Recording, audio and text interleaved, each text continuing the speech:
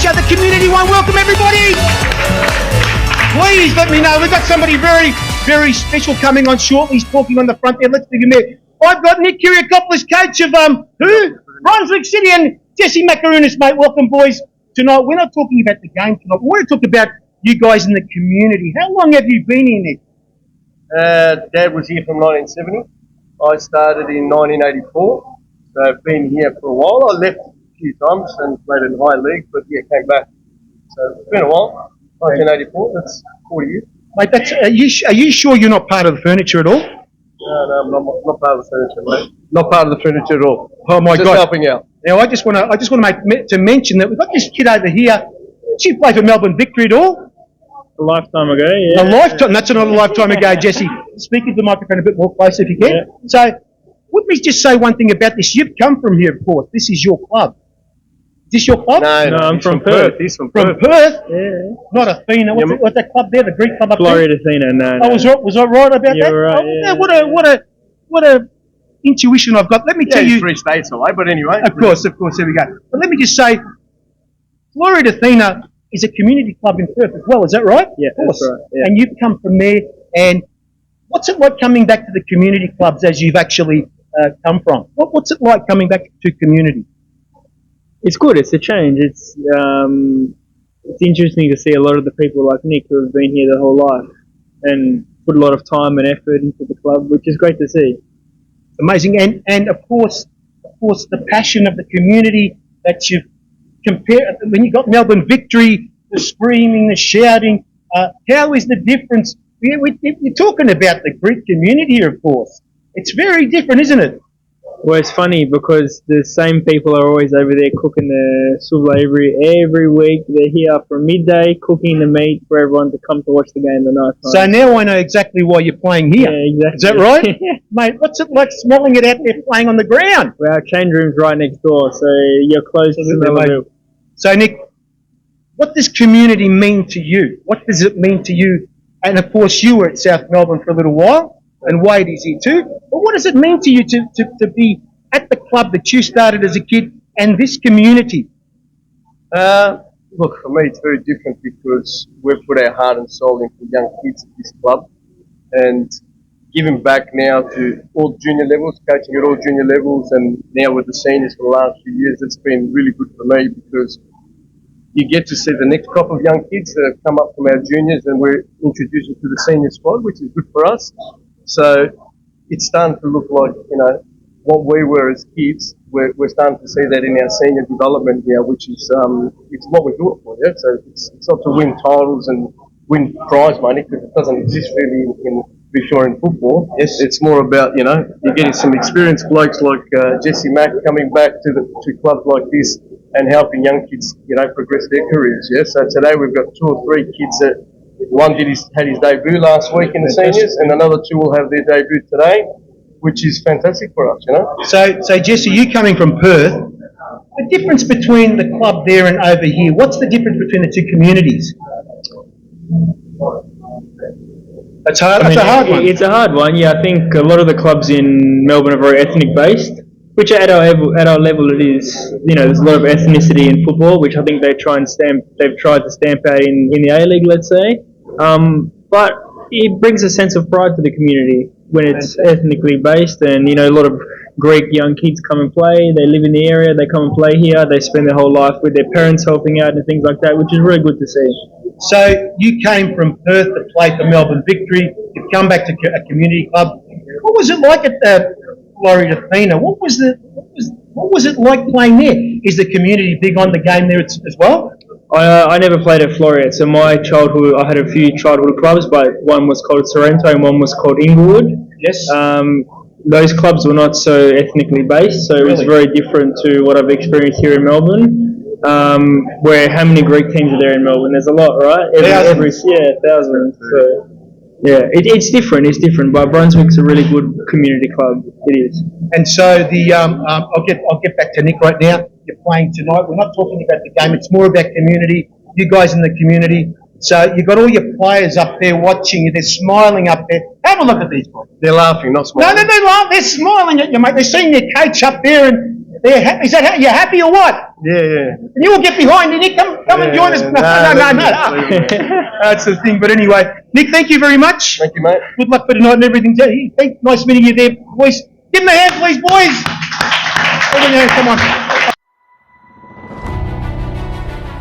In today's fast-paced business world, reliable logistics is key to success. That's where PC and FS Logistics come in.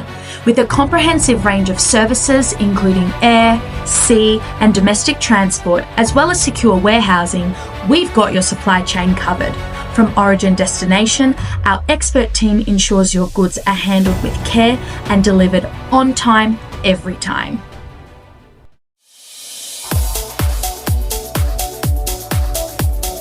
Do you have what it takes to become a soccer superstar?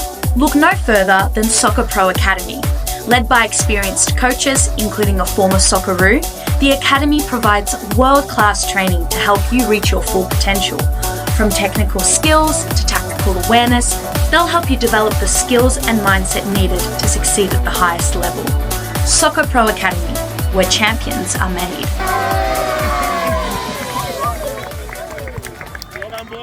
Are you looking for the perfect kit for your football club? Try Arrow Sport today. From jerseys to shorts to socks, Arrow Sport will have you completely covered. We can even cover your merchandising line, including hats, beanies, scarves, jumpers, and so much more. So if you're looking for excellent lead times, great pricing, and even better quality, try Arrow Sport today by looking at our website at arrowsport.com.au. And even better quality, try Arrow Sport today by looking at our website at arrowsport.com.au. Looking for a haven to unwind and indulge?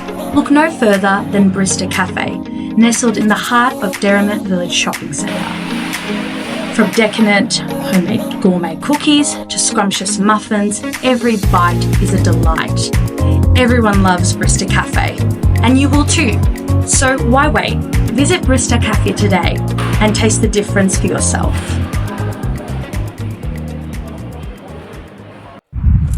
Hi guys, Harry Sunday here, letting you know that there's a apparel company that supports the game that you love. It's called ThereIsOnlyOneFootball.com, guys. You've got all sorts of stuff, from caps, t-shirts, water bottles, all sorts of accessories, even for your mobile phone.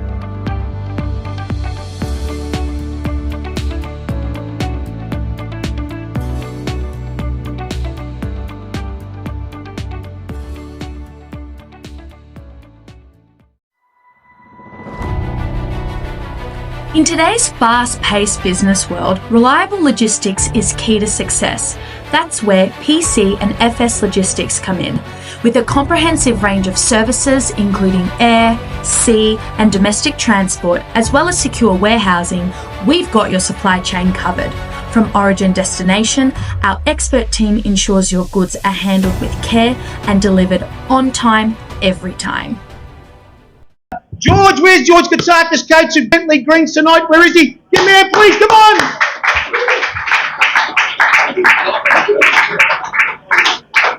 Of course, I've known George for a while now, so fantastic stuff. So let's get him up here. Hello, George, all right? Welcome to Football Less, of course, the community show, of course. This is live on. This is also live on YouTube right now, so you guys are watching. You can watch a replay on YouTube as well, and it's also going next week on the Aurora channel on Foxtel, all edited and put up there as well. So it'd be fantastic show for you guys to watch as well. So George, community to you has been all your life, is that right? Right through where? Fitzroy United. We're not talking about Hyder, we're talking about Fitzroy United. What a team that was. Yeah, it's certainly been a journey in my lifetime, that's for sure. And just looking at Kenny Taylor in front of me was obviously one of the idols. I used to go watch week in, week out, and I think we obviously took off from there, and here we are today, supporting local football and community football. That's fantastic. So, without community, what have you got? Yeah, very true. We wholly depend on our community, and obviously the work that gets done for both female and male football, for the disabled, and for everyone that's involved in sport. It certainly always boils down to being part of the broader community, but in this case, just walking through the car park here and just watching all the juniors and all the kids playing around the arenas here, is obviously a great feeling to be part of. And you've actually now gone so far to the Greens, of course, Bentley Greens. You're the coach here right now. You're looking quite pretty high up at the moment on the ladder. You've done quite well this year, so it's a credit to you getting back to after what happened last year, of course. It's amazing you're back in the game because we want to see the best coaches in the community who've been brought up in the community, and that's what we're after too, is basically getting everyone to be coaches in the community. So how did you get involved originally as a coach? How did you get in there? Short-lived career, I suppose. Oh, here we go. Yeah, look, I went through quite a traumatic injury, and I could never get back playing. So obviously, the next best thing for me was coaching. Got into it at a very young age. Went through all the levels, obviously. I coached in the old industrial league, and then got myself way up to VPL and NPL. So it's been a journey. When you said it, the industrial league, I go back to. I don't know whether you could have actually have. When you're in the industrial league, I think the club that my father took me to, the factory that my father took me was the Ford Falcons. Yeah. Was that right? Yeah, I think there was a Ford Falcons, but I was a little bit more direct. I was with the ATO, Oh, so the taxation office. I get what you're saying. And funny enough, Kenny, $100 a week, cash in hand. So it was a good little job. Yeah. No, the brown paper bags. Is that right? Oh, boy. George, thank you for joining us tonight. Thank you, Harry. And hopefully, guys, you can see George around the trap set coaching as well as Nick there as well. Thank you, guys. So now we're going to bring some guys up here right now that we do know quite well on the Football List show. Of course, they're on every week. Mr. Kenny Wilson and that Lone Ranger, he's here with us right now. Carlos Billigan, guys, please. Here they are. Fine, Kenny. What about you, Kenny Taylor? You can come up too if you like, no problem. You're the expert. He's the Victorian expert, of course. Kenny Taylor, guys, come here, please. Now, Carlos, how long have you been on that show right now? We have been. I have had the privilege of being part of Football Less for about 4 years, Harry, and Fantastic. It's been an absolute privilege. But I want to thank, first of all, Brunswick City Soccer Club for allowing us to be part of history, to come to a club to do what we love, which is to talk about football and community football. So thank you to everyone involved, the ladies in the kitchen, the chefs out there cooking. Thank you to Brunswick Soccer Club for allowing us to be here tonight. And of course, Kenny, you've been on for a while as well now. And of course, how do you feel becoming an online star of the show? Of course, I mean, you get less for more though. No, I mean, it's gone quickly. It's been a long time, yeah. A long time. For 4 years. It's evolved. That's for sure. It's evolved. Yes. It's evolved. We're currently on the crest of a slump. And I'll tell you what, last week's show, so far we have over 3,000 views of last week's show. Give these guys a hand, please. Over 3,000 views, and it's going up a lot more, so we're getting popular. Of course, we get sometime this gentleman here, who was actually at Fitzroy United, and at that time, what was it like at the beginning there as a community club? It was very good. It was excellent. The club and the supporters were very good to the players coming over, and obviously the Phillips League starting in '77 was good. The National League was the first national sport, or first sport to be national, and it was certainly a journey and enjoyable. And I've said this a few times. The camaraderie with all the boys, from '77, I was there till '83, was fantastic. We had a bit of success. We probably could have got some more, but it certainly was good. And I think as I say, I go back quite regularly to the club, and I was actually there on Friday night for the Green Gully game. And again, you see people there who were there when I came '77, and obviously there's a new lot of kids coming through as well. So, but it's good, to say community things. What George just mentioned before. You come in here and you see all the young kids, boys and girls just playing, enjoying themselves, and that's what it's all about. That's fantastic. So we're all a part of football. This is part of community football, and that's what you do on the show. And of course, George has been on a few times. We've had Nick a few times as well. And of course, you know, we're going to talk to Kenny. Now, Kenny, when did you come over here? When did you come over here and play? There's a big story about you at Sydney Olympic, is that right? Oh, just a few big stories, but a few big stories. No, I arrived at the beginning of the NSL, in 1977, and it was a great time. I mean, it was the first, as what Kenny just said, the first true national sporting league. The teams, 16 teams, majority team. I think Moorabach went after season 1, but other than Moorabach, there was some Footscray Just, Hakoah, St George, Marconi, Wapia came in eventually. But the teams were amazing. It was great, and I was blessed to have been brought across by Sydney Olympic, and I had a wonderful 9.5 months in the Coogee Bay Hotel. It was me and Ali Jameson, who's the father of Scott Jameson, that's now coaching at Melbourne City. And I thought all my Christmases had came at once. It was a wonderful time, and we were part time, but we played on a Sunday, 3:00, and we travel everywhere. We'd leave on a Saturday, come to Heidelberg, and the camaraderie that the clubs had, like Kenny's Fitzroy team. The majority of them are all now still great friends of each other, and it was just a wonderful time. So certainly missed by me. Just on that very quickly. Yes. Moorabach obviously they were actually the catalyst in Victoria to get the teams up and running. So they're the ones that actually had the meeting with the rest, and obviously with Hellas and with Fitzroy at the time, and also Footscray, JUSP. They were the catalyst, and unfortunately, because I hate to say this, but they were more of a British backed club, and unfortunately, just couldn't. And where they were situated, it's we're too far out to a certain extent. Where we all played in the kind of Fitzroy area and the South Melbourne area, so but they were the catalyst to get the thing up and going in Victoria. Yeah. Let me get to Carlos right now, because Carlos here. These guys are flying in from Sydney, by the way. Please give them a hand. Kenny's flying in from Sydney, Carlos from Sydney as well. So they're flying in for the show.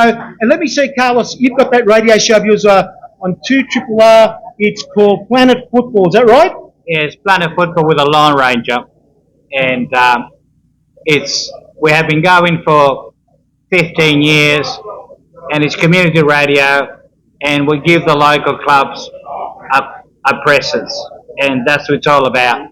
Grassroots football every time, with local news, A-League news, international news, but always community radio. It's all about the grassroots. Of course, you've been around also to the community clubs as well, the former NSL clubs as well, that you've actually seen them as well. I mean, the difference between Victoria, we always talk about it, but there's a lot of things that need to be done to get people to those games. Is that right? Well, it is. We have to engage the community, and the challenge for many of the old clubs is to re-engage with the third and fourth generation of Greek Australians, because the older generation, who were the pioneers, are now perhaps no longer with us. So the challenge for all the clubs, the Prestons, Brunswicks, Hellas, is to reconnect with the younger generation and teach the young ones of the prior history and their achievements they had, and we all have to move forward. That's the thing, guys. So please give them all a hand, because I'm trying to find right now if Dan Burrell is here. Is Dan Burrell here from Football Victoria? I don't think he's here right now. It's probably a little bit late. But anyway, what we're going to do right now is bring on Joe Spiteri, so you guys can actually move on a little bit, guys. Right. Of course, you're going to say something about that very shortly when we bring our special guest up. Yes, you can stay for what? Yes, yes. So we're going to bring up Joey Spiteri, guys, former Socceroo. And of course, Wade, he knows him quite well of course, we got him from the Soccer Pro Academy today. Now, Joey, thank you for joining us today. Thank you, Harry. Come to the third microphone Thanks there. Of course, now, Joey, a few weeks ago, I went out to your club and I just said to myself, we're going to film this commercial for you. Next week, it's going live. That commercial and everything is going live on Foxtel. There he is there, I think there he is. They just turned up. Yeah, he just turned up. We just mentioned him. Yeah. But we'll talk to you first. So, mate, your academy is very different.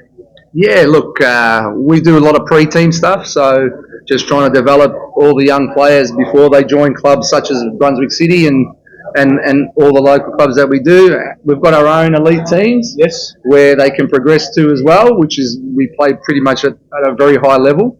Our teams are actually playing at the Western United Cup tonight. Gee, I know what you told me. In Geelong, so it was a bit of a clash there, but yeah, we've got about 700 kids, so we're huge at the moment, and yeah, we're just trying to develop as many kids and get as many kids playing the game as we can. When I was over there, and I filmed this stuff for you. I said, my God, these kids are so advanced.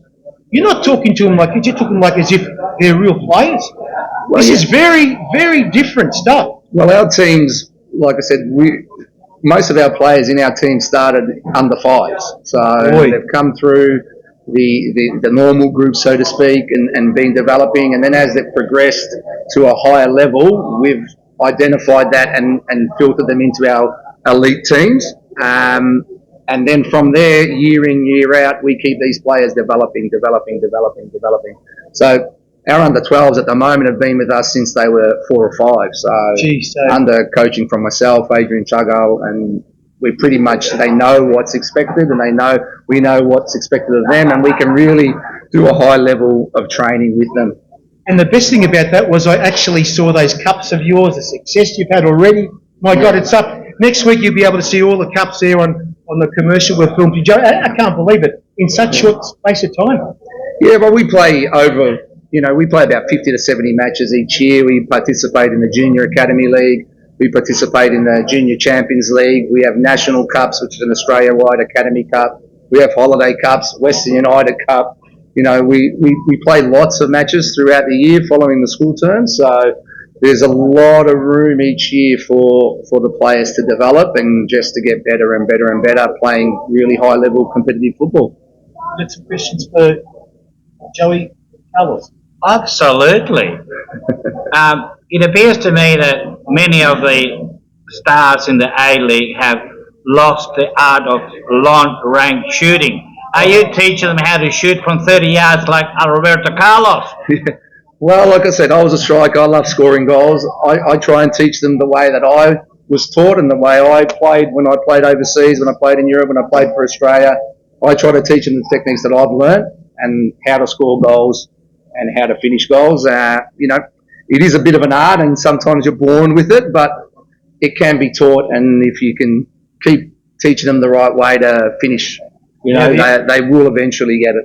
And you also started in the community, playing in a community club. Which was your first club? Well, I was a Green Gully junior. My father was president for a very long time there, so that's where I grew up playing a lot of my junior football. Yeah, so Green Gully was my first club, yeah. Was Wadey there at the time? Paul Wade was down there. We had lots of success down there in the 80s, and I grew up watching these guys winning trophy after trophy after trophies back then, and the passion for the game just grew and grew and grew. Alice, in your academy, do you have any success stories you could share with us that we don't know of? Well, I always claim that Jordan Boss, he came through Soccer Pro Academy when he was a youngster, and we made Jordan what he is today. At a very young age. I'm still waiting for FFA to give the percentage of the transfer fees over to Soccer Pro, but we'll talk about that another day. I get you. So, Joey, you also played in NSL? Yeah, I played in the old NSL, yep. I played with Parramatta Medina. I played with Melbourne Knights. We won back-to-back championships back in 95, 96, 96, 97. Went through to the Olympics, went through and played with Wadey in the national team, and went overseas, played for about 8 years over there in Austria, Belgium and Sweden, and came back and started the academy, and we've been running for about 17, 18 years now. That is a massive credit, guys. Give me a hand. Joey, we're going to get you again on our show, of course. Yep. So thank you for coming and joining us tonight. Thank you. We just mentioned about 2 people a few minutes ago. Well, they just turned up now. Dan Burrell and of course Rosie Wall. Please come and join us up here. Thank you, Harry. Thank you. Well, thank you very much, Joey. Yeah, this.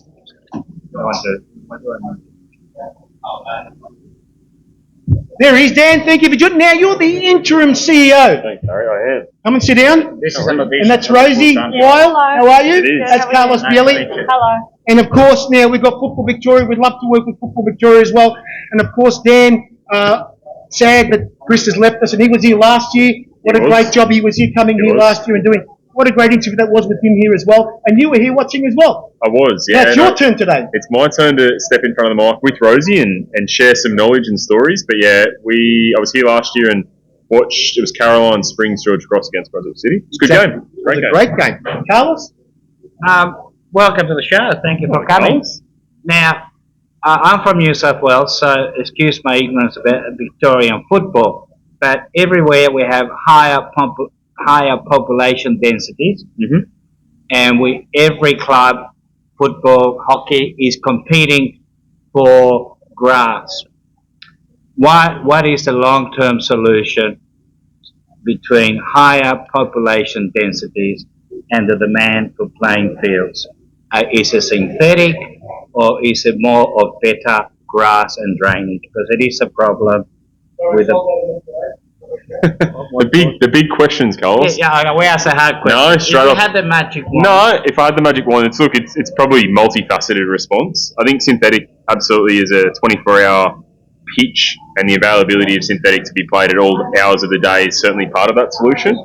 I think, realistically speaking, within Melbourne, Victoria, or at least our metropolis, our capital cities, we really need to look at opportunities to either transition green space from underutilised sports into football, or we need to be comfortable with the fact that there is more green space the more you go out from city centres. So if we go half an hour, 45 minutes from Melbourne CBD, we'll have significantly more green space we can acquire. The other thing I think is we need clubs and councils collectively working together to actually utilise the space to the best of their ability. We have a number of clubs across Victoria who are, 2 or 3 team clubs and have full facilities that are underutilised, and we have clubs like Brunswick and others that are 15, 20, 40 to 50 teams and have 1 or 2 fields to utilise. So it's probably just a better utilisation as well. And we've started to engage. We've engaged an Inside Edge, which is a contractor, to do some work for us to do a facility strategy for the next 10 years to ensure that we're growing at the same rate as the access to facilities is. So it's a good question, Carlos, but yeah, certainly one that's Australia-wide, and it's, as crazy as it sounds, it's probably a good problem to have because our sport continues to be the highest participation sport in Australia. I'd like to ask Rosie, now you're doing the community stuff, is that right? You're the community person, of course, doing this stuff down there at Football Victoria. Now let me just say one thing. You're not a Kiwi, are you? Yes, I am a Kiwi actually. I've got her. Is that a good thing? We're No, happy about fantastic. We love to see different people in this country play. And you also play for Heidelberg United. that. Yes, I do. Yeah. Fantastic. Yeah. So you're a striker or No, I am a centre back. centre back? Yes. Yeah. And so, Yeah. what does now? You're coming to Football Victoria. Community is very important at Football Victoria, of course, and the NPL and the clubs. The lower clubs are very community based, of course. What do you think of the community clubs? I'm going to ask you about some New Zealand stuff too. But let me ask you, what does it mean about community in Victoria, what you've seen? Well, community is the grassroots. It's the grassroots everywhere. It's the reason why clubs are able to do what they do. And I think the community side of things also comes into being able to build a community in its entirety. So people are coming down and supporting the mini roos, the juniors, and also following and coming and watching the seniors. So it creates that hub in the community sense and the community feel towards a club. And it just means that everyone's going to be finding their own environment and safe and supportive place for people to come and be able to enjoy football like we all want to be doing, whether it's in a playing or supporting place. But yeah, just building those grassroots is how we're going to be able to implement football through the different levels. And what I want to ask you now is, you coming from New Zealand, of course, we are talking about a different community in New Zealand playing the game. What is it like, the difference between Victoria and New Zealand? Yeah, that's a hard one because coming from New Zealand, I was only a player, and now being a part of the background, I feel like I'm so intrigued to know how New Zealand go about it and how they structure their competitions and how they try and increase participation, because now I see how that all works in Victoria. I don't know the ins and outs and how it works, but in terms of the differences between competitive in terms of playing, I can talk to, because I played competitively in New Zealand as well as playing competitively here, and it's a lot more. The structure and the pathways over here is crazy. It's so good. I come here and I have so many opportunities for me to go different places and be able to work my way through different levels. Back home, we don't have as much of a pathway into national competitions, but even really progressing into that more senior style of football, I definitely think that's probably more prevalent in the women's space. We're definitely a few years behind back home in New Zealand in comparison to here. The pathways and the level and the quality is much better over here. We're definitely still getting there with things, but I can see New Zealand football is starting to implement different programs and different things to make sure that that comparison is, the difference between is a lot less, but we'll get there. Can I, because I've never asked you this, obviously we work alongside each other, but good question before our facilities. What are the facilities you have experience in as a player? What are they like comparable to Victorian facilities? So we talked about obviously access to green space. Are they better than Victorian facilities? Like when you were playing at the level you were playing at an NZ, did you have access to change rooms? Were you playing on synthetics? Like what did that look like? Synthetics are a lot more prevalent back home. I find that I was more often playing on synthetic than I was playing on grass. My team that I played for was the only maybe one or two good grass pitches within Wellington, which is the region that I was playing in. So synthetics are a lot more prevalent, and also we had pretty good facilities in terms of everything else. There was definitely main hubs that would host kind of National League games, but that's kind of the same as you would get everywhere. It definitely seemed as still a progressing game in terms of comparing the men and women, so it was obvious that our men's team at our club always would be getting the higher priority, but that's still definitely prevalent over here as well. So other than that, we didn't really have to fight for as much green spaces here, because a rugby ground and it's not AFL. We don't have to be fighting for ground space with other codes nearly as much. And to tell you the truth, your ground, even using a rugby ground, looks like a real soccer pitch. Is that right, or football pitch? Yeah, and right over here. We've got certain things set up back home as well, that the rugby poles actually can go into the grounds, and then you're rolling your nets over top. Yes. So there's things that are starting to come into play now to better enhance that. But again, don't know the ins and outs of how the background of New Zealand football that all works. So I would be really intrigued if I did head back home to kind of get that inner workings and how the leagues are formed and those different progressions. It's really interesting, the comparison. Tell us. What's a week in your life? Here we go. That's a great question. He's good. That is a good question. She's got a massive week. No, I'm saying. Okay. Great question. Besides playing, do you engage with the clubs? Do you help them with governance? What's a week in your life? Yeah. Cool. At grassroots level. Yeah. This week has been crazy. We are currently getting fixtures out. I was late because I was still logged on. So I will be also going home after this and getting back into those fixturing. So we have been finalising league structures, getting fixtures released. So my week this week has been early morning and then heading to trainings in the afternoon. And seriously, that has been it. I had a Heidelberg season opener on Wednesday. So we had training Monday, Tuesday, Thursday. We had our season opener, which was at Olympic Village, it was at Olympic Hotel on Wednesday night. And then leading up to both of those, I was working and then finally got a few hours sleep and straight back into it. So this week has been a little bit out of the ordinary, but 3 trainings a week. And in terms of my 9 to 5, it is office work, and we do have weekends where we do get into the community. I'm the West coordinator, so I deal with obviously all the West clubs. However, I am a local, so I do live just around the corner from here. So I am out supporting and watching football as much as I've got my partner who plays in the NPL as well. So I am very much within different facets watching football pretty much all the time.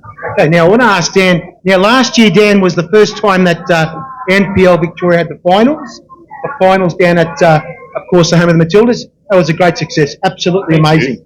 I did a film on that, by the way. You haven't seen it. You did. No, I saw it. I've watched some of your content before. It was all community based. No, it was. It was all about engaging community. It was the first time we've hosted the NPL finals there. It was a really good day. It gave us an opportunity to create an inviting environment for our community, like a boutique stadium type environment. And we, thoroughly enjoyed it. Good opportunity and good starting point for this coming season and future seasons with our Nike Cup and Doherty Cup as well also being hosted there. It's good. And of course, I'm going to be there on Monday night to see Melbourne Victory versus Preston. Mate, I love getting in that stand. You know which stand I'm talking about, don't you? Yes. That beautiful building there. You can see everything right across it. The vision is amazing.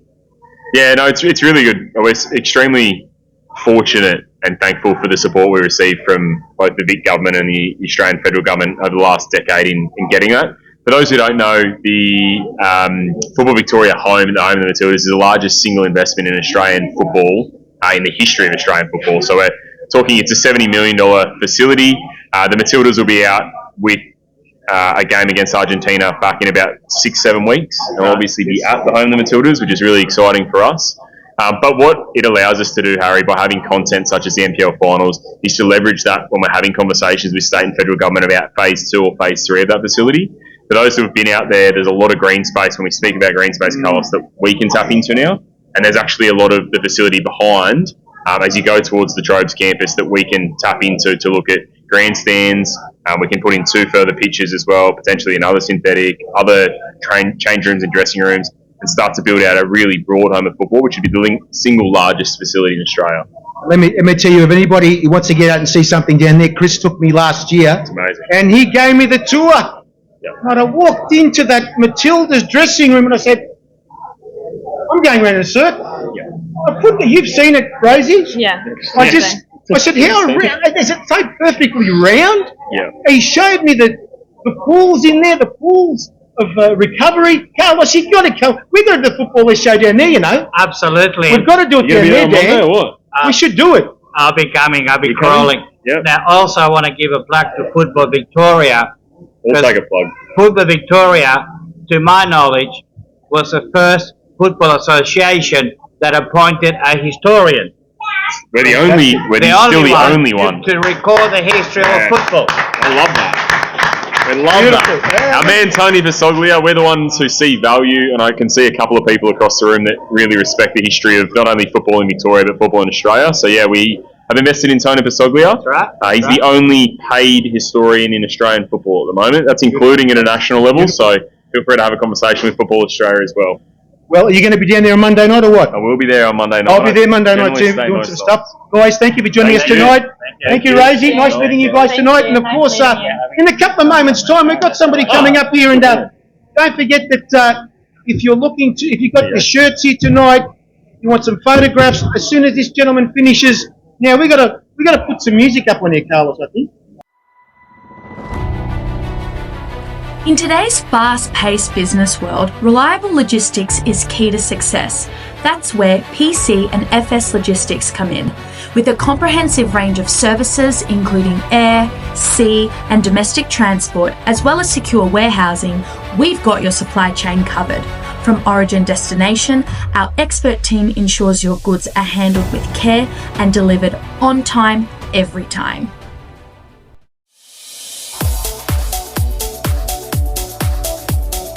Do you have what it takes to become a soccer superstar?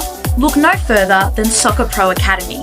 Led by experienced coaches, including a former Socceroo, the Academy provides world-class training to help you reach your full potential.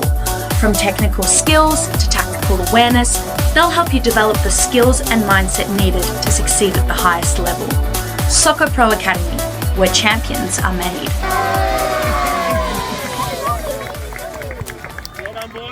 Are you looking for the perfect kit for your football club? Try Arrow Sport today. From jerseys to shorts to socks, Arrow Sport will have you completely covered. We can even cover your merchandising line, including hats, beanies, scarves, jumpers, and so much more. So if you're looking for excellent lead times, great pricing, and even better quality, try Arrow Sport today by looking at our website at arrowsport.com.au. And even better quality, try Arrow Sport today by looking at our website at arrowsport.com.au. Looking for a haven to unwind and indulge? Look no further than Brista Cafe, nestled in the heart of Derrimut Village Shopping Centre. From decadent homemade gourmet cookies to scrumptious muffins, every bite is a delight. Everyone loves Brista Cafe, and you will too. So why wait? Visit Brista Cafe today and taste the difference for yourself.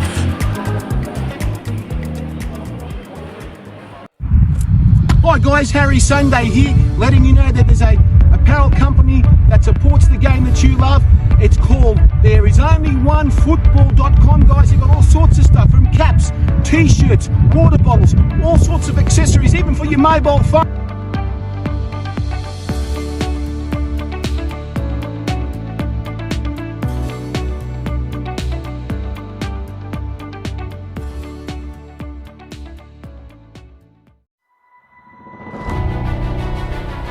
In today's fast-paced business world, reliable logistics is key to success. That's where PC and FS Logistics come in. With a comprehensive range of services including air, sea and domestic transport, as well as secure warehousing, we've got your supply chain covered. From origin destination, our expert team ensures your goods are handled with care and delivered on time, every time.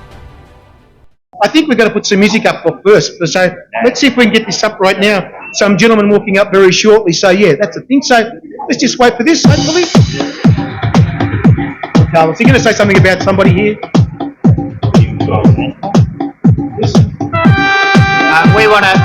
We want to thank Angelo Pica, who lives in Naples, Italy, for assisting us in sourcing the sponsors for this historical moment. England's loss became Australians' gain when in 1973 a young English family comes to Melbourne for a new future. 119 games for the green and gold, scoring 10 goals for Australia, captain of the Socceroos between 1990 to 1996, 346 National League games, 1995 Order of Australia medal, and also in 95 received the FIFA International Fair Play Award, and probably the only player not to win a BAFTA award for being captain Socceroo. Paul Wade! Give me a hand, please. Come on, guys.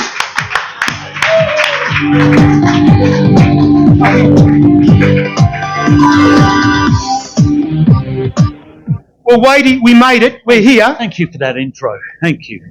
Yes. We made it. Welcome to the football lesson, of course, Brunswick City Soccer Club. Now, good crowd in. Great crowd. Come on, guys, please. Thanks for coming, guys. And so we made it here. Yeah.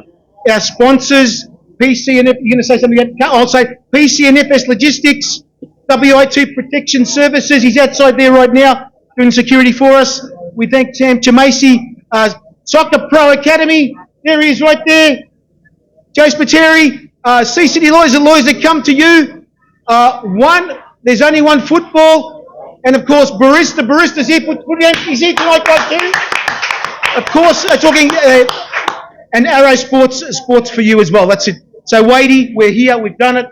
How many weeks of phone calls? How many weeks to Louis? I made phone calls. He's probably going to hit me over the head tonight, too. The amount of phone calls, connections to get you here. How do you feel? I think, guys, when you watch a game of football, you watch it for 90 minutes. You don't see pre-season. You don't see all the videos that they watch and the analysis of the opposition. And this has been a perfect example of that. The amount of work the sponsors do to make this happen. If you guys at home could see everything that's set up here. You were here at what time? 10 o'clock this morning? 1 p.m. And if you've ever organised a function, you know exactly what I'm talking about. To everybody, your sponsorship, whatever, your commitment, being here, thank you. And Carlos, have you got some questions for Wadey? Well, do I have a question? How long do I have? A long time. Now, there's a lot of young kids here who want to be footballers in the future. What advice can you give these beautiful young people to follow if they wish to become good footballers, Paul? First thing, they've got to know that they don't have to make it today. I don't know, all these people are under 8s and under 9s at SAP, and they're being told, hey, if you're not on that career path, fair chance you're going to struggle to make it. I'm glad they didn't tell me that, because the first thing I'd say to them is, I didn't play for anyone till I was 23 years of age, because I just wasn't good enough. I never went to the Institute of Sport, never played for Victoria, didn't play for any of the youth teams. It was Frank Arrock who said, I turned up to one of your games, you were playing for Brunswick, Juventus, and I wrote your name down, and I invited you into a camp, and that's why I chose you. And the other thing is, and it really gets me, the kids have got to think about their performance and not the outcome. So many of us are putting this thing on, if you're not playing for someone, if you don't win, you know, think about how you contributed to your team and how you played well as an individual. You know, go away and think about your performance, not the outcome. Carlos? Well, also, you have some amazing memories in your football career, but what has football taught you throughout your life that it is the number one lesson, Paul? A couple of things. You failed. You're not a failure. Perfect. You're successful today. You're not a success. If you can keep that balance right in your life as a kid, growing up with a dream, it helps so much with your mental health and preparing for a game. You failed. Put your hand up. You failed today. It's part of life. Suck it up. And if you were successful, yeah, give yourself a massive tick. So, yeah, it's just that. Accept the fact that failure is a part of life. That's what it's taught me. As I say, never played for anyone, always given the ball away. As Joe Spiteri will testify to, my second touch was always a tackle because my first one was that bad. Oh boy, here we go. Now, Welcome to the real world. Let me just say one thing about one of your famous coaches. He passed away last year, John Margaritis, and he had what a championship coach he was down at Brunswick Juventus, huh? Absolutely amazing coach. Yep. He would not get his A license or his B license or his C license, but he had this, like Pushkas at South Melbourne, he had this ability to connect with people, just to talk to their eyes. Do you know what I mean? He didn't have to go and put banners up or anything like that. He just made your relationship very personal. He never got angry. He just made these points, very quiet, and he let us pray, gave us that license to go out there and play. And how are you going to stop somebody like Mickey P or Kombutsianis playing a rigid game? You're not.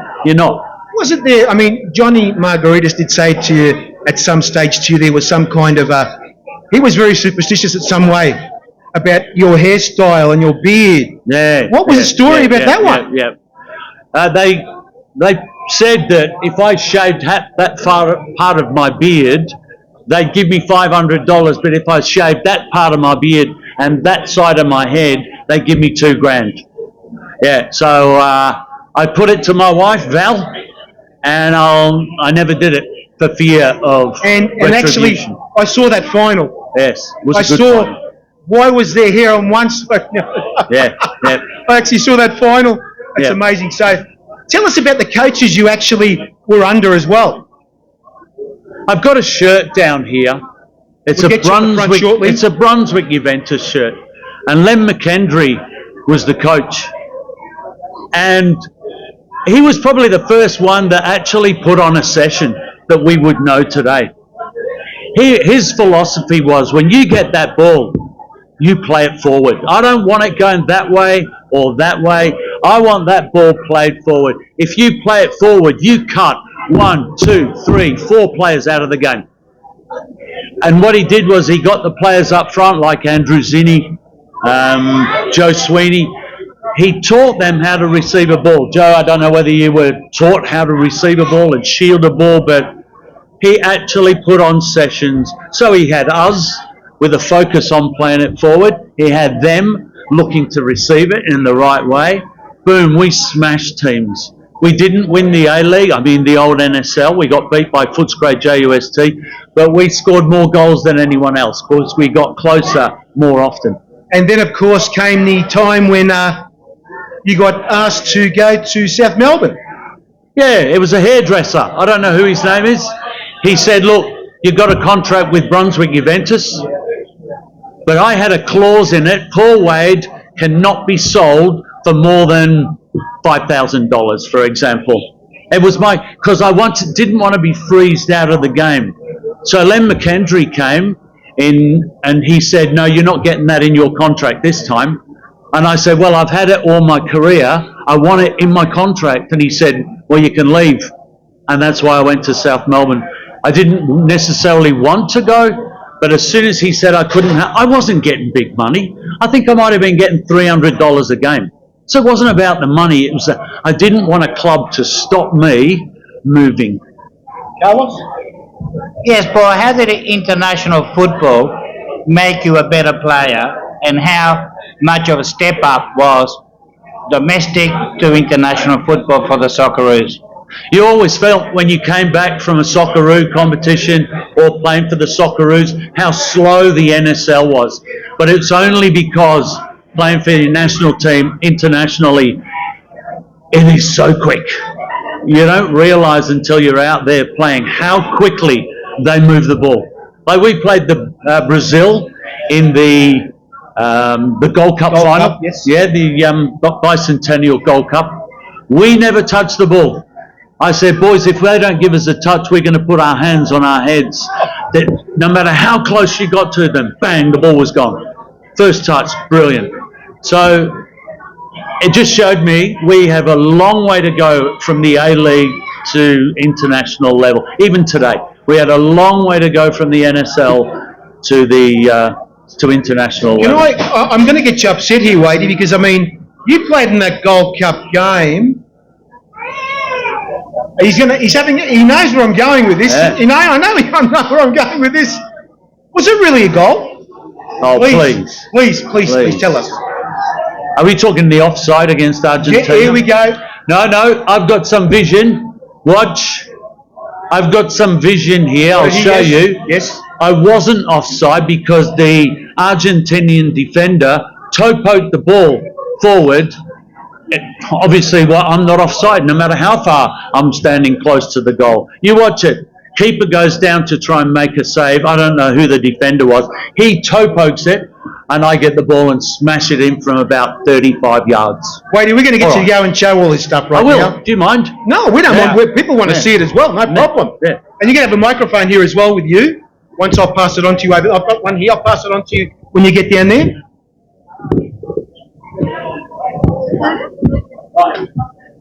There you go, wait. Right. This is what I do for a living. I actually started as a draft. I was playing for Australia and I was a draftsman drawing air conditioning. And I was joking to the boys earlier that I seriously asked the coach or my boss if I could have Thursday and Friday off because we were playing Brazil on Sunday. That's the way it was back in the day. And we just accepted it. We got $300 a win, $200 a draw, and $100 if we lost. We didn't care about the money. We were representing our country. So after a while, you retire. I got a job on the TV interviewing people. It was great. I loved it.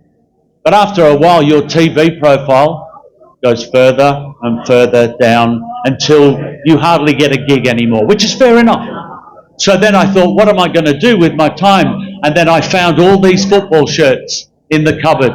And I thought, every one of these shirts has got a story. So this is what I do. I tell these stories to people in jail. I tell these stories to kindergarten kids or prep kids. That is on the internet as one of the world's worst football shirts. All those who agree say aye. What do you mean aye?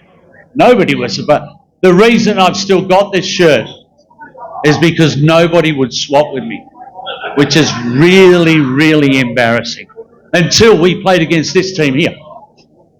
We played against Sweden at Olympic Park in Melbourne, and the number 18 swapped with me. So I'm walking off Olympic Park going, this is so cool. I'm going to frame that when I get home. He's walking off going, what the shit? As he got close to the crowd, serious joke, he threw it straight into the crowd. They threw it back at him. They didn't want it either. How bad is that? There are some famous names on this shirt.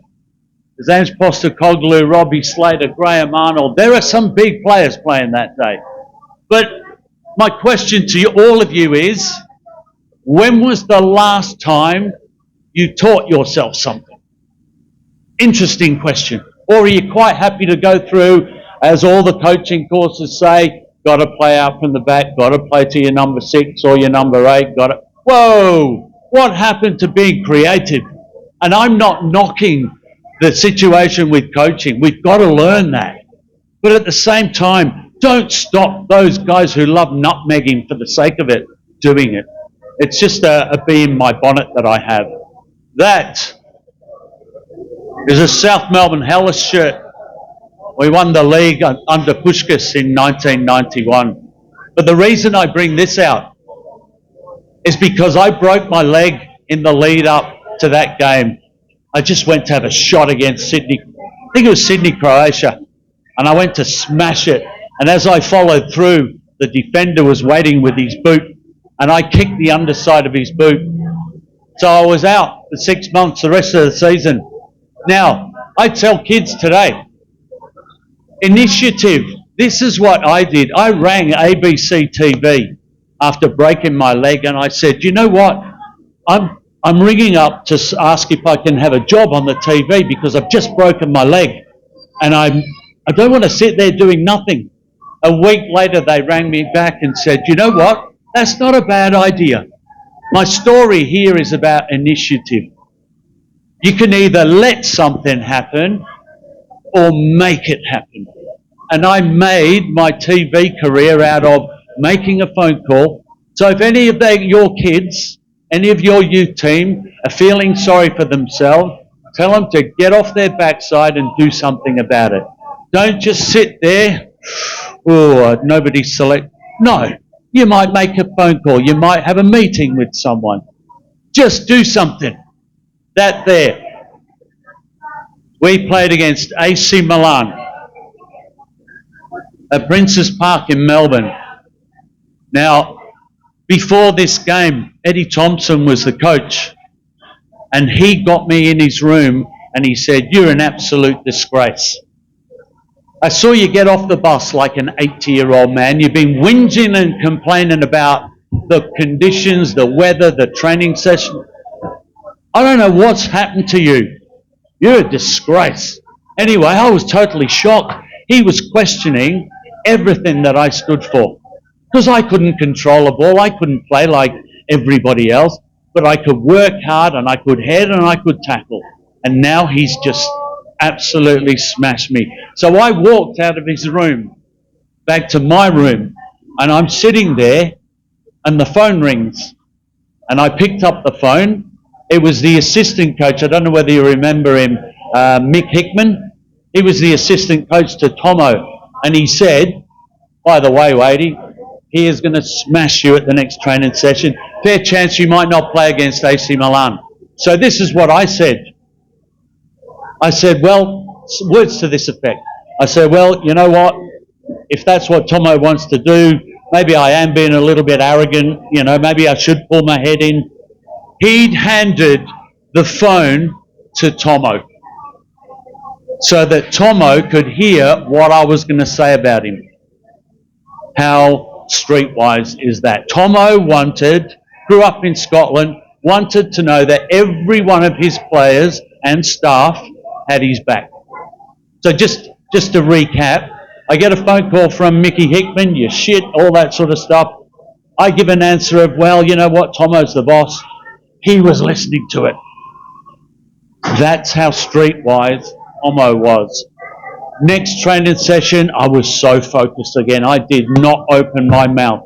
When I spoke to him the next day, he said, Wadey, I want you to remember this. Humility, respect, honesty, and loyalty. That's the culture I want to create. And if you work in your teams, first time you get somebody who stabs someone, all of a sudden now we got 2 teams in our team. And then there's 4. And then there's 6. And all of a sudden as a coach you can't control anybody anymore. Humility, respect, honesty, and loyalty. Boy, did I learn that lesson from that one phone call. Right, I'm going to show you the sacred one. The sacred one. The sacred jumper or Yeah. shirt. Do not let anyone touch it, please. Yeah. Now, I'll go through the Matildas another time. Saw the Matildas in 2010 winning the Asian Cup. 2023, same shot. Girls going nuts again. I want to flick through to the next session because this is what happened when we played Canada in 2 World Cup qualifiers. Tomo said to me, Wadey, I've changed my mind, you're not playing. And I've gone, no way. I played 88 times for the Socceroos, and now in a World Cup qualifier, you're going to drop me?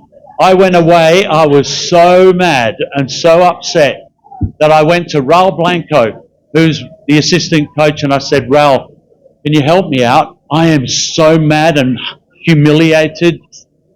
Will you just let me train? Will you take me out for my own session? And I went out for that half-hour session. Best thing I could have ever done, because it got out of my anger. It was all I left it on the field. So I was thinking, all right, suck it up. You've been dropped. Suck it up for the second game. It's in Sydney, because he dropped me again. So I'm sitting on the bench and I'm cursing. I get 20 minutes to go in extra time, because we lost 1-0 in Edmonton and we were winning 1-0 here. So it goes, I go on for 20 minutes and I work my backside off. I touched every blade of grass. I was encouraging everyone because I was still really mad. And it goes to a penalty shootout and Tomo goes, who's taken the first one? Because if you've ever taken a penalty before, you can take it at training.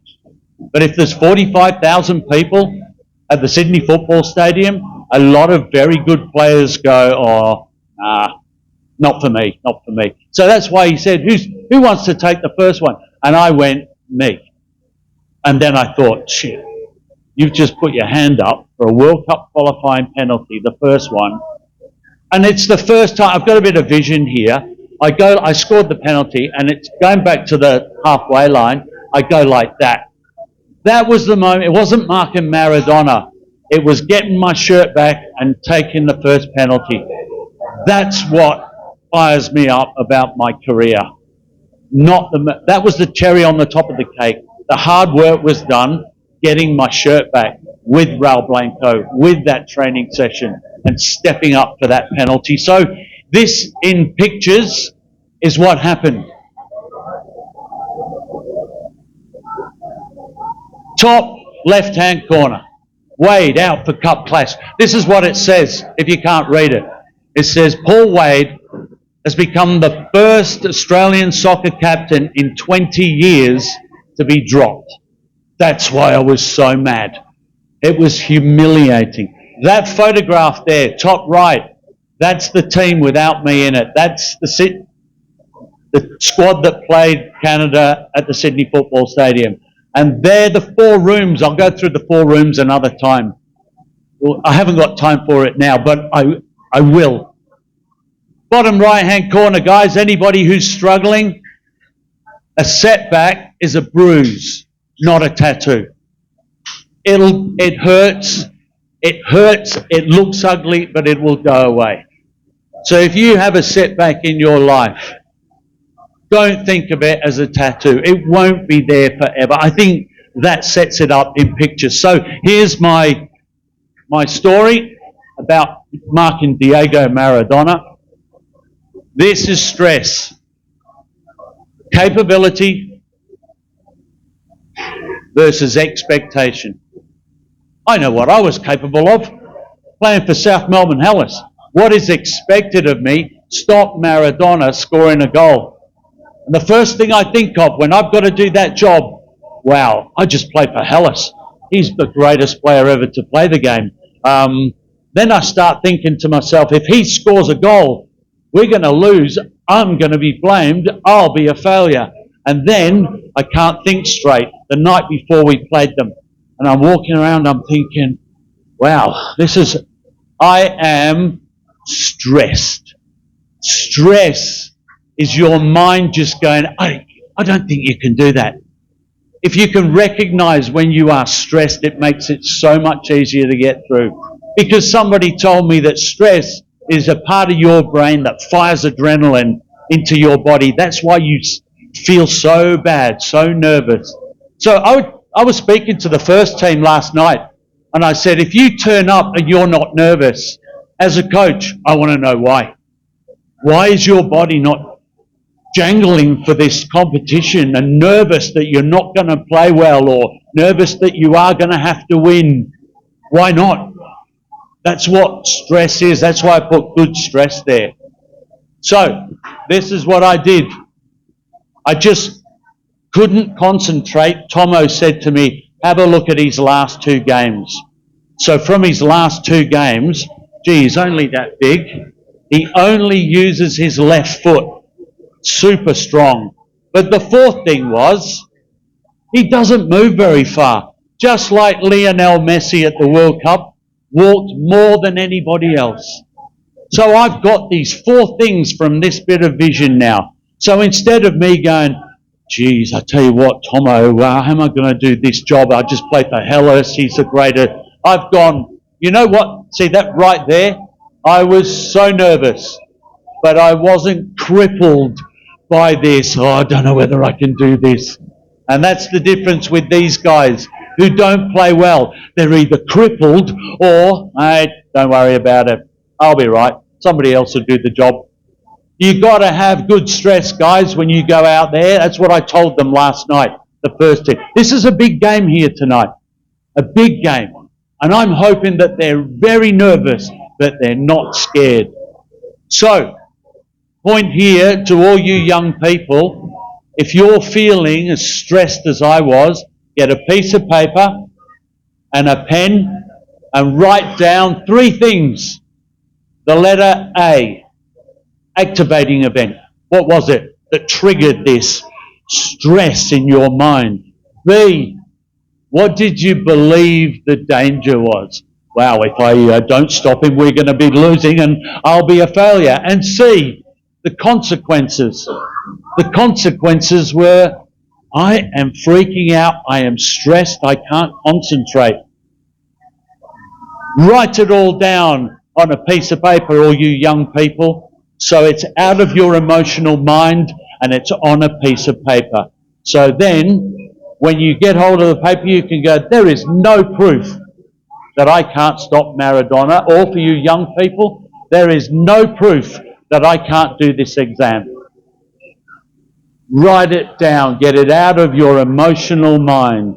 There are loads of things you could do, but if you put it on a piece of paper, it's amazing how much calmer you become. The other way of dealing with stress, look up. Have you ever tried to be stressed looking up? It's so difficult. I don't know what happens to your brain. Listen to good music. Listen to dad jokes. Here's my best dad joke. Somebody complimented me on my parking the other day. They put a little note on my windscreen. It said, parking, fine. Joe Spiteri is just shaking his head. One of the girls rolled her eyes. That's a great dad joke. Disappoints me about you, Joe, shaking your head like that. I'm concerned that that wasn't a great dad joke. If a teenager or a lady roll their eyes or sarcastically laugh, boom, you've nailed it. You can't lose with dad jokes. So, these are a few of the highlights, me against Maradona.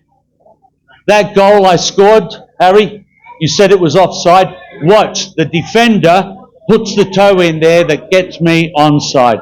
Best goal I ever scored was against Sweden at Olympic Park in Melbourne. The ball came over and I went whack right in the top corner. Oh, there we go. We got through it.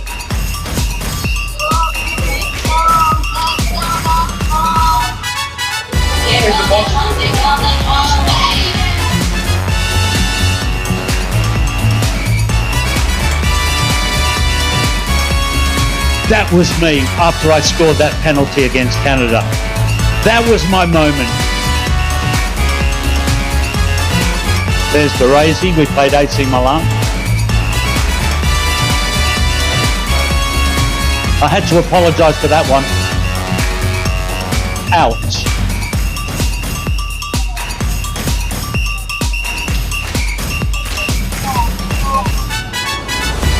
I got that one.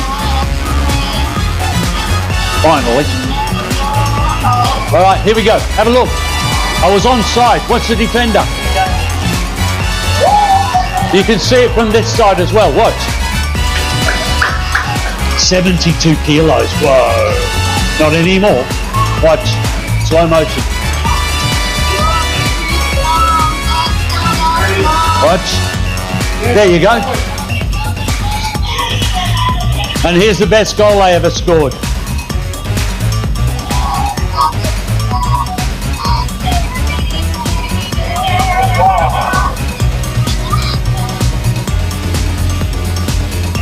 As I say, I'll say it again, that was my moment.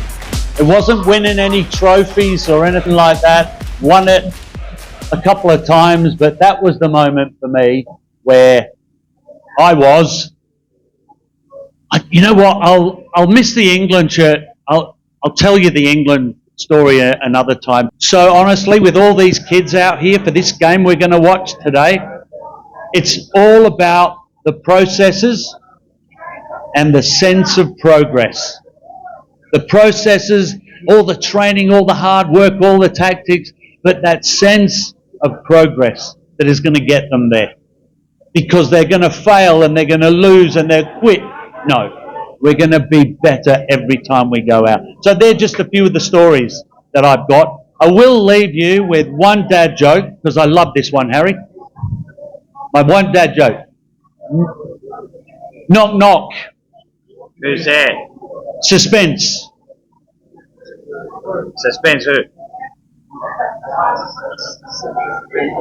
No, wasn't funny. Oh, a girl at the back, she's throwing her hands up and oh, that was all. Boom, great dad joke. You can use that, that's free. That's free. This is going to be a great game tonight, guys. I hope you have a wonderful time. Plenty of noise. There's nothing like playing football with plenty of noise, whether they're booing or they're cheering. Thanks for coming and thanks to the sponsors.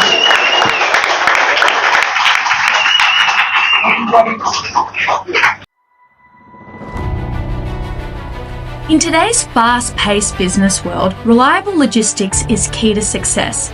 That's where PC and FS Logistics come in. With a comprehensive range of services including air, sea and domestic transport, as well as secure warehousing, we've got your supply chain covered.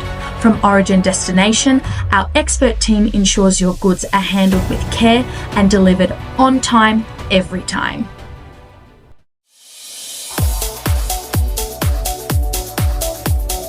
Do you have what it takes to become a soccer superstar? Look no further than Socceroo Academy. Led by experienced coaches, including a former Socceroo, the Academy provides world-class training to help you reach your full potential. From technical skills to tactical awareness, they'll help you develop the skills and mindset needed to succeed at the highest level. Socceroo Academy, where champions are made.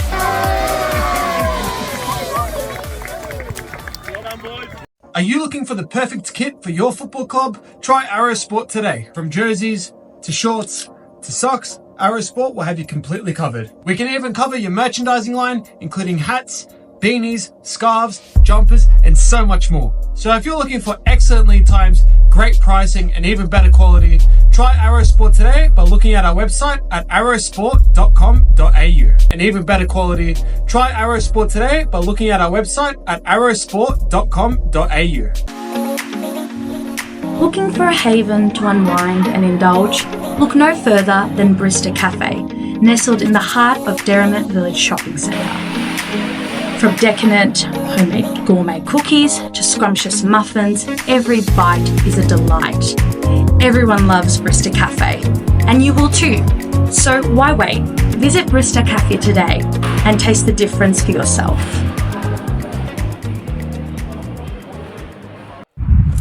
Hi guys, Harry Sunday here, letting you know that there's a apparel company that supports the game that you love. It's called ThereIsOnlyOneFootball.com, guys. They've got all sorts of stuff, from caps, t-shirts, water bottles, all sorts of accessories, even for your mobile phone.